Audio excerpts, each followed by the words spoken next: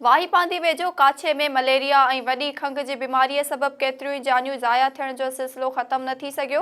Malaria वबा खे control करण लाइ काछे जी मुख़्तलिफ़ ॻोठनि ऐं शहरनि में मेडिकल कैंपूं क़ाइमु कयूं वयूं।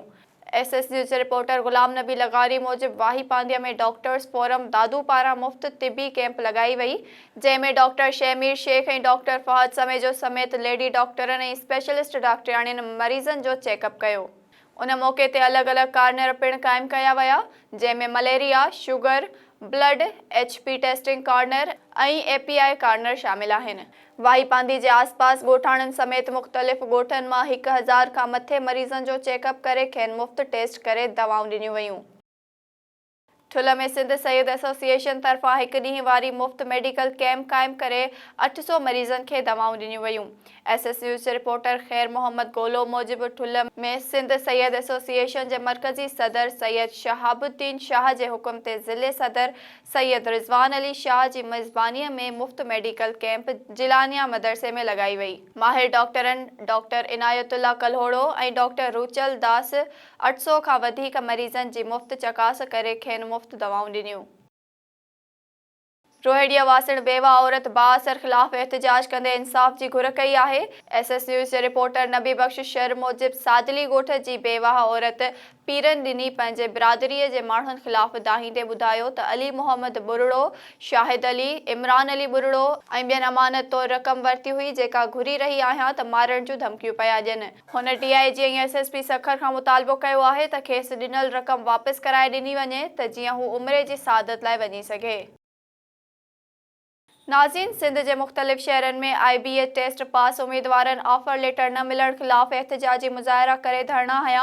एसएस न्यूज़ जे नुमाइंदनि मूजिबि मातलीअ में आईबीए टेस्ट ज़रिए 33% मार्कूं खणी पास थींदड़ उम्मीदवारनि शुएब पुरगड़ी, हक नवाज़ खोसो, राजा सोटहड़ ऐं ॿियनि ऑफर लेटर न मिलण ख़िलाफ़ सिंध प्रेस क्लब अॻियां एहतजाजी मुज़ाहिरो करे नारेबाज़ी कई।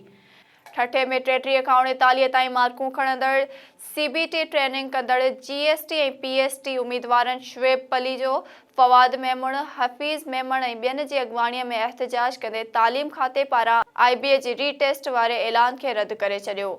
तलहार में आईबीए टेस्ट ज़रिए 33 मार्कूं खणंदड़ उम्मीदवारनि नूर हसन खोसो, जिब्रान टालपुर, वकार जूणेजो ऐं ॿियनि प्रेस क्लब अॻियां एहतजाजी मुज़ाहिरो कयो। हुननि चयो त सिंध हुकूमत हमेशह सिंध जी पढ़ियल लिखियल नौजवाननि खे भित सां लॻायो आहे। सिंध हिकु आहे त पॉलिसी बि हिकु हुअणु घुरिजे। सिंध हुकूमत जी हार्ड एरिया ऐं 18 तालुकनि वारो ड्रामो करे रही आहे। सिंध हुकूमत जी अहिड़ी ट्रेनिंग ऐं हार्ड एरिया वारे ॿिटे निज़ाम वारी पॉलिसीअ जी मुख़ालिफ़त करियूं था। खेनि ऑफर लेटर ॾिना वञनि, ॿी सूरत में एहतजाज जो दाइरो वधायो वेंदो। नवां जतोई में बेरोज़गार स्टॉक असिस्टेंट्स पारां रोज़गार लाइ प्ले कार्ड खणी टायर साड़े एहतजाजी मुज़ाहिरो कयो वियो। एसएस न्यूज़ जे रिपोर्टर शौकत मलिक मूजिबि रब नवाज़, नवाब अली चांडियो, अकरम अली उमराणी, अतहर अली महर ऐं ॿियनि जो चवणु हो त लाइव स्टॉक खाते में केतिरियूं ई ख़ाली जायूं हुजण बावजूदि गुज़िरियल 12 सालनि खां स्टॉक असिस्टेंट खे भर्ती न कयो पियो वञे। हुन चयो त नौकरियूं न मिलण सबबि हू फाका कशी वारी ज़िंदगी गुज़ारण ते मजबूर थी विया आहिनि। नोटिस वठी साणनि इंसाफ़ कयो वञे। कंबर में मलेरिया ते ज़ाब्तो आणण लाइ स्प्रे करण जी मुहिम जी शुरूआत कई वई। एसएस न्यूज़ जे रिपोर्टर इख़लाक़ अहमद चांडियो मूजिबि director health service Larkana doctor Rustam Bhutto पारां सिविल अस्पताल कंबर में मुहिम जी शुरूआत कई वई, जंहिंमें ADHO doctor Altaf Hussain, master trainer doctor Zeeshan Mukhtiar Channa, focal person doctor Mohammad Nawaz, district monitoring officer Mansoor Ali Birohi ऐं ॿिया शामिल हुआ। मीडिया सां ॻाल्हाईंदे अॻवाणनि ॿुधायो त बरसातुनि ऐं ॿोॾि सबबि ज़िले में मलेरिया जा केस तमामु वधी विया आहिनि। मलेरिया ते ज़ाब्ते लाइ ग्लोबल फंड, आलमी सिहत इदारो, विक्टर बोर्न डिज़ीज़ ऐं सिंध हुकूमत जे ताउन सां ज़िले जे चइनि यूनियन काउंसिलनि कंबर, खबड़, वारह ऐं एतबार खान चांडियो में ईंदड़ 11 ॾींहनि लाइ स्प्रे कई वेंदी। जाती वेझो प्राइमरी स्कूल नबी बख्श फहीम जी इमारत ख़तरनाक बणिजी वई। एसएस न्यूज़ जे रिपोर्टर महताब शाह मूजिबि केतिरे ई अरसे खां स्कूल जी इमारत ज़बून हालीअ जो शिकार हुअण करे मासूम ॿार तालीम जहिड़े ज़ेवर खां महरूम आहिनि। स्कूल जी इमारत न हुअण समेत फर्नीचर जी खोट सबबि मासूम शागिर्द ऐं उस्ताद सख़्त परेशान आहिनि। ॻोठाणनि मुतालबो कयो त प्राइमरी स्कूल जी इमारत जो तामीराती कमु कराए फर्नीचर ॾेई ॿारनि जो मुस्तक़बिल बचायो वञे।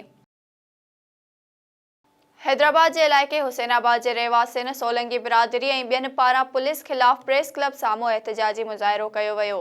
एसएस न्यूज़ जे रिपोर्टर फाज़िल चन्ना मूजिब एमपी सोलंकी ऐं ॿियनि इल्ज़ाम हणंदे चयो त एसएचओ हुसैनाबाद ताहिर मुग़ल बिना वारंट जे घर ते चढ़ाई करे औरतुनि ऐं मर्दनि खे तशद्दुद जो निशानो बणायो ऐं मोहम्मद अली सोलंकीअ खे खंबे खणी विया।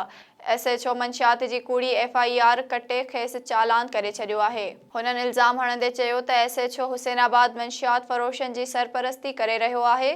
कूड़ो केस ख़त्म करे खेनि तहफ़्फ़ुज़ ऐं इंसाफ़ फ़राहम कयो वञे।